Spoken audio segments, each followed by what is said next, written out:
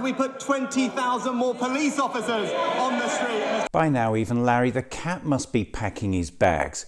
Earlier in the day, the Prime Minister excitedly tweeted this. In 2019, we promised to recruit 20,000 additional police officers in England and Wales to make our streets safer and protect communities. Today, I'm pleased to say we have delivered that promise. It seems the Prime Minister may need to attend those extra maths classes he wants to inflict on the rest of us.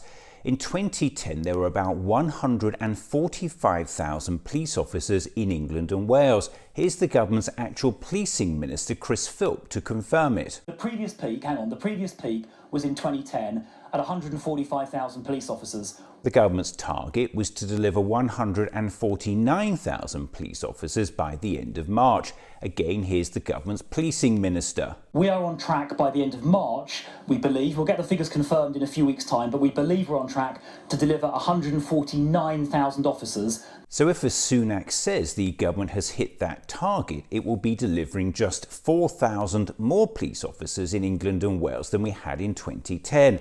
Even the government's policing minister has managed to work that one out. That is 4,000 more than the previous peak in March 2010. So having spent the past 4 years telling the public this... Well, how many more police officers are we recruiting? 20,000, that's right. 20,000 new police officers. 20,000 more police officers. What the government really meant was just 4,000 more police officers than we had in 2010. That is 4,000 more. So when the Prime Minister tells MPs this... We put 20,000 more police officers on the street. He's again talking complete bollocks. But that's just part of the story, because in this latest column, the government is ignoring the increase in population since 2010. In fact, per capita, with an increasing population, as a result of Conservative Party policies, by the end of this Parliament, we will have fewer police on our streets than we did a decade ago, not more. Which isn't surprising given since 2010 the Conservative government has cut 21,000 police officers along with 23,000 police support staff and closed 600 police stations. We are supporting working people. Sunak's planned anti-strike laws will rob millions of workers of their democratic right to take industrial action, force them to work against their will and allow them to be sacked if they refuse. He wants to impose crappy real terms pay cuts on public sector workers.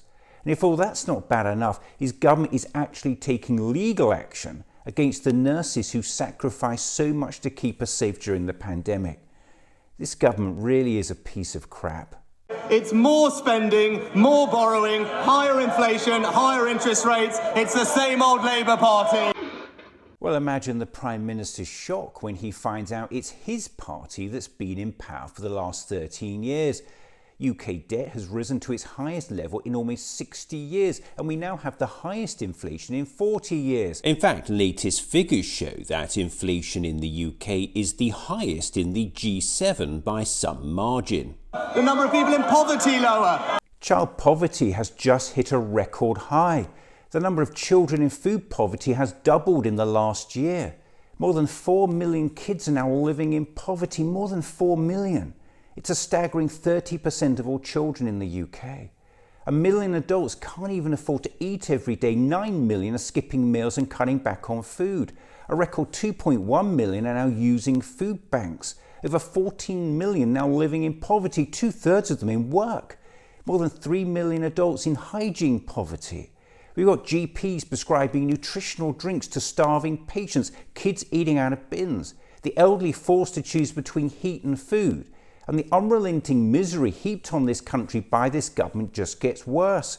The highest taxation since the Second World War, the biggest drop in living standards since records began.